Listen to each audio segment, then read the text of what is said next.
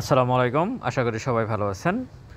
আমি যে বিষয়ে কথা বলবো বিনিয়োগকারীদেরকে যে বাজারের পাতানো ফাঁদে আপনারা পা দেবেন না এই মুহূর্তে। কীভাবে দেবেন না, দিলে কি হইতে পারে এ বিষয়ে একটু বিস্তারিত ব্যাখ্যা দেব।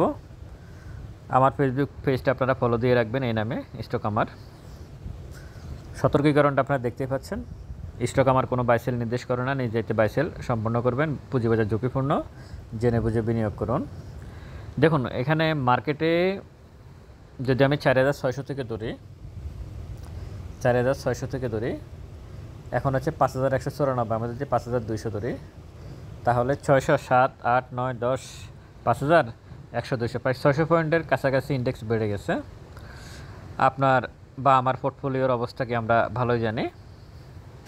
তো এই 600 পয়েন্ট এখন ইন্ডেক্স বেড়ে যাওয়ার পরে আপনি যদি এখন টপে গিয়ে যে শেয়ারগুলোর প্রাইস আপ ডাউন করতেছে, জাঙ্ক শেয়ারগুলা যেগুলা মার্কেট মেকাররা আপ ডাউন করাচ্ছে আপনাকে ধরিয়ে দেওয়ার জন্য, তা আপনি যদি এখন কোনো স্টক টপে গিয়ে কিনেন, ওই স্টকটার কিছুই নাই। এরপর তারা একটা এখন ইন্ডেক্স সবাই বসে আছে কী জন্য? এদের ইন্ডেক্স কারেকশানের জন্য বসে আছে। হঠাৎ করে একদিন কারেকশান শুরু করবে ইন্ডেক্স তো আর এভাবে বাড়বে না, এটার থেকে তো পড়বে। যখন তারা মোটামুটি মার্কেট মেকাররা দেখবে যারা শেয়ারগুলোর আপ ডাউন করতেছে যে একটা মানে ক্ষুদ্র বিনিয়োগকারীর একটা বৃহৎ অংশ এই স্টকগুলো কিনছে জাঙ্ক শেয়ারগুলো, তখন তারা ইন্ডেক্স কারেকশানের নামে এই গল্পটা সাজাবে, ইন্ডেক্সকে তখন পালাবে। এতটুকুতে 10%ও শেয়ার বাড়ায় নেয় তারা, কিন্তু এতটুকু ফালাই দিলে হবে। 5,000 ইন্ডেক্স নিয়ে আসলে ওই যে আপনি উপরে কিনছেন ওটা 20% কমে যাবে, অথচ বাড়ছে এখান থেকে 10%। 5,000 চলে আসলে 200 পয়েন্ট কমে দিয়ে আপনার পোর্টফোলিও কিন্তু 20% কমাই দেবে। তো সুতরাং তাদের এই পাতানো ফাঁদে এই মুহূর্তে পা দেবেন না আপনারা। ভালো স্টকের সাথে থাকবেন, এটা হচ্ছে একেবারে পরিষ্কার কথা। যে স্টকগুলো, কারণ তারা আপনাকে মনস্তাত্ত্বিকভাবে এখন এমনভাবে তৈরি করে রাখছে যে আপনি যাতে যে স্টকগুলো, যেমন টপে আজকে কী স্টক ছিল, আমি প্রায় 8-9টা স্টক নিয়ে আলোচনা করছি, আপনারা ইন্ডেক্স আলোচনায় দেখছেন। তো আমি এখনও বলি এই শেয়ারগুলোর দামে প্রতিদিন বাড়ে, এই টাইপের শেয়ারগুলোর দামে প্রতিদিন বাড়ে, আবার এদের দামে প্রতিদিন কমে। এটা এই চক্রের ভিতরে আমরা কেউ নাই, আপনিও নাই, আমিও নাই, অন্য কেউ নাই, যার কারণে তারা এইগুলোকে আপ ডাউন করাচ্ছে। ঠিক আছে, যে কেউ এখানে ঢুকে কিনা, কেউ এখানে আসে কিনা, মানে আপনাকে বসে দিয়ে আপনাকে দেখানোর চেষ্টা করছে তুমি এটা খাও কিনা, আপনাকে খাওয়ানোর চেষ্টা করতেছে। এখন আপনি খাবেন কিনা সেটা একেবারেই ব্যক্তিগত। সেটা কি কোনো মার্কেট হলো নাকি যে একটা মার্কেটে গত 6 মাস ধরে, এক বছর ধরে আপনার একই রকমের শেয়ারের দাম বাড়ে? এটাও ঠিক একটা বিষয়, সেটা হচ্ছে যে ভালো স্টকের প্রাইস যখন বাড়ে তখন আপনি বলতে পারবেন না, কারণ তারা ইন্ডেক্সের দিকে খেয়াল রাখে না, তারা ভলিউমের দিকেও খেয়াল রাখে না। আপনার দুইটা স্বপ্ন তো পূরণ হয়ে গেছে। একটা হচ্ছে ইন্ডেক্স 6,000 5,000-এর উপরে যাবে, সেটাও পূরণ হয়ে গেল। আর 1,000 কোটি টাকার লেনদেন, সেটাও 800 কোটি টাকার মতো হয়ে গেছে। আপনি বাকি রইল কি? বাকি তো কিছু নাই। তাহলে আপনি এখন কি বলবেন? আপনি কি এখন সিডিবিএলকে বা মানে কমিশনকে কাউকে কি দোষ দিতে পারবেন?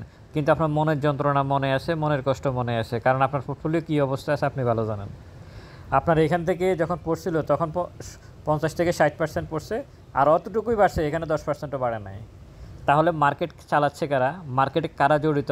এসব আপনি যদি ঠান্ডা মাথায় চিন্তা করেন, এই মার্কেট যতটুকু পড়ছে আর যতটুকু বাড়ছে, এটা মানে ভাড়াটার মধ্যে টোটালি যে একটা ইনসাইডার ট্রেডিং কারসাজি যে আছে, আপনারা দেখবেন যে ভলিউমে অনেকগুলো শেয়ার করেছে, মানে বিগ ভলিউম হচ্ছে, ভলিউমের ঘরে গিয়ে দেখবেন, কিন্তু প্রাইস বাড়তেছে না। এটার ব্যাখ্যা কি জানেন? এটার ব্যাখ্যা হচ্ছে ইনসাইডার ট্রেড হচ্ছে। মানে আমি এবং আমার ভাই, আমার খালতো ভাই, আমার তালতো ভাই, আমরা 5 জন মিলিয়েই এই শেয়ারটা নিয়ে প্লে করতেছি। আমরা এই শেয়ারটাকে ভলিউম দেখাচ্ছি যে ক্ষুদ্র বিনিয়োগকারীরা চাচ্ছে 1,000 কোটি টাকা ভলিউম, তোমরা করে দাও, অসুবিধা নাই।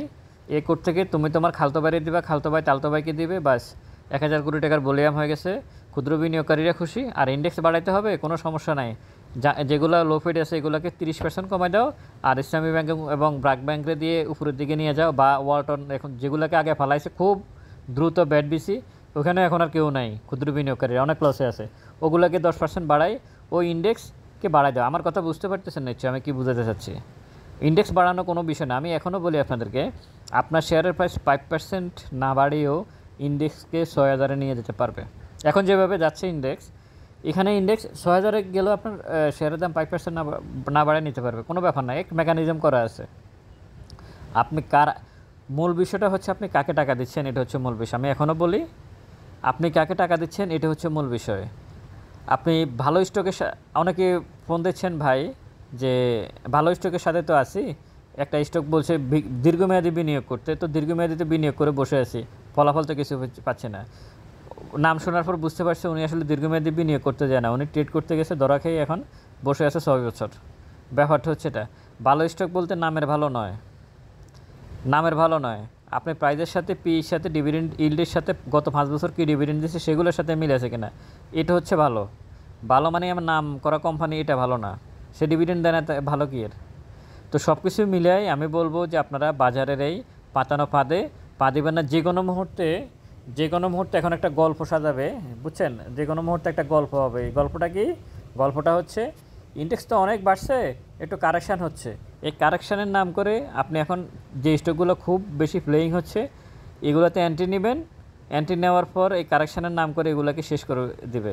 আপনাদের আর একটা ভুল ধারণা যে দেখা গেছে একটা জাঙ্ক স্টক কোনো ডিভিডেন্ড দেয় নাই, জেড ক্যাটাগরিতে আছে, সে 20 টাকা থেকে এখন 3 টাকাতে আসছে, আপনি এখন ভাবতেছেন, বা 5 টাকাতে আসছে, আপনি ভাবতেছেন 20 টাকা থেকে 5 টাকা 15 টাকা পর্যন্ত কমে গেছে, আর কত কমবে?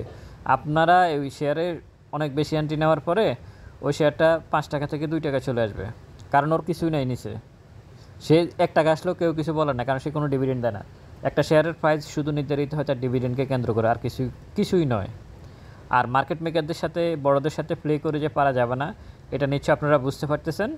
ইন্ডেক্স বাড়ানো হয়েছে, সমস্ত কিছু ভলিউম বাড়ানো হয়েছে, সমস্ত কিছু করানো হয়েছে, ফলাফল জিরো, একেবারে জিরো।